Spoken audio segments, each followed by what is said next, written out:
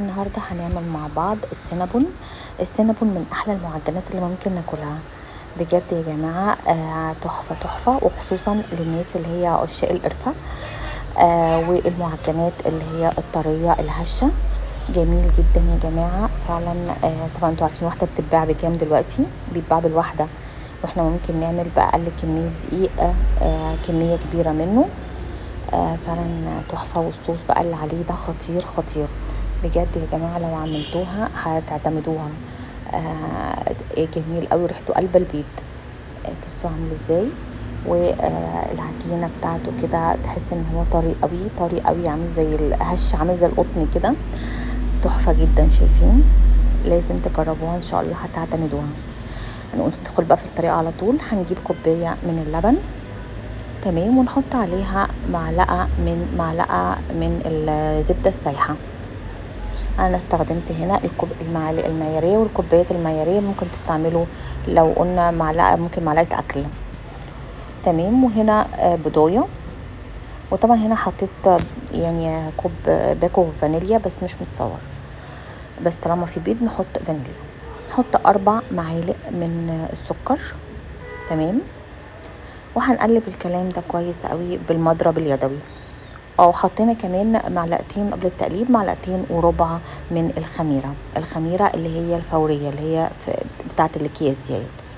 وبنقلب كويس قوي الكلام ده بالمضرب اليدوي عادي، اللي هو تقليب الخلط المزج يعني.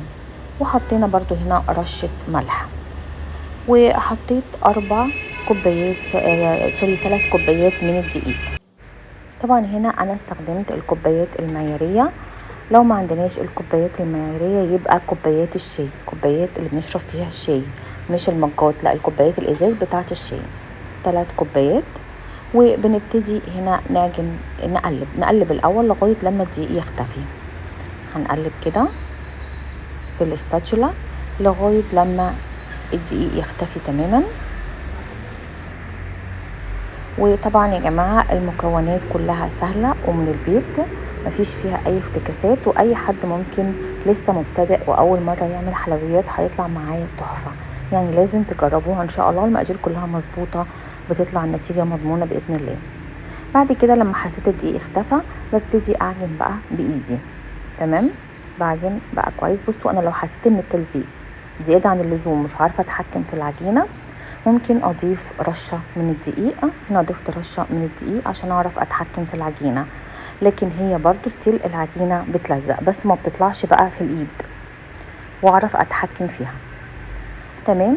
الرشة دي خلتني اتحكم بقى في العجينة، تمام. وخلاص كده بقت جاهزة. هوريكم دلوقتي ان هي ما بتطلعش في الايد.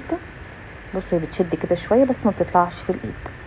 بصوا ايدي بتطلع منها نضيفة، تمام. بعد كده اهو بوريكم ايدي بتطلع منها نضيفة. بغطيها بستريتش راب او بفوطة، وبسيبها لغاية لما تخمر حوالي ساعة.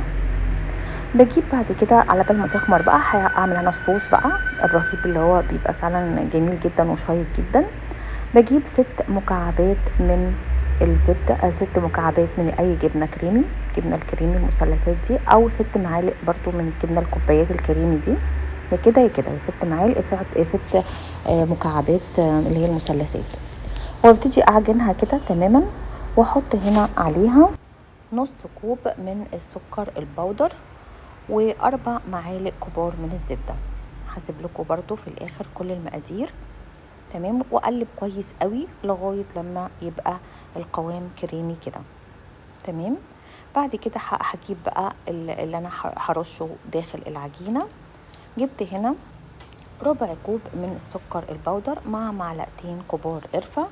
دي البودرة اللي انا هرشها جوه العجينة، تمام. معلقتين كبار قرفة مع ربع كوب من السكر البودر. هنا بعد ساعة بصوا العجينة خلاص خمرت ما شاء الله، بقت جميلة جدا. ببتدي ارش على الرخامة الدقيق، رشة دقيق كده، ما بلغش قوي في الدقيق، رشة بس عشان العجينة ما هي بيقولكوا انها بتلزق شوية في الايد، فاحنا عشان كده او هتلزق عشان ما تلزقش مني، فبعمل رشة الدقيق دي.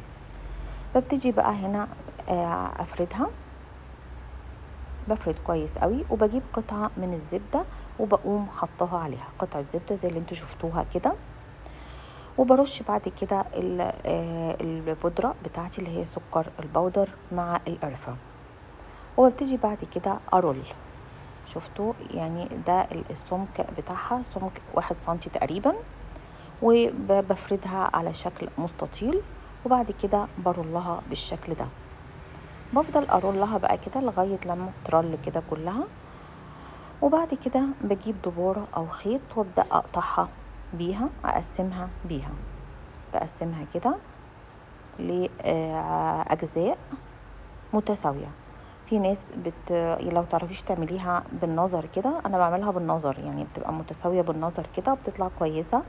لو انتوا عايزين تعملوها بالمسطرة مفيش مشكلة، ممكن تقصوها بالمسطرة علشان تعرفوا كل قد ايه هتبدأوا تعملوا بالخيط وتطلع القطع متساوية.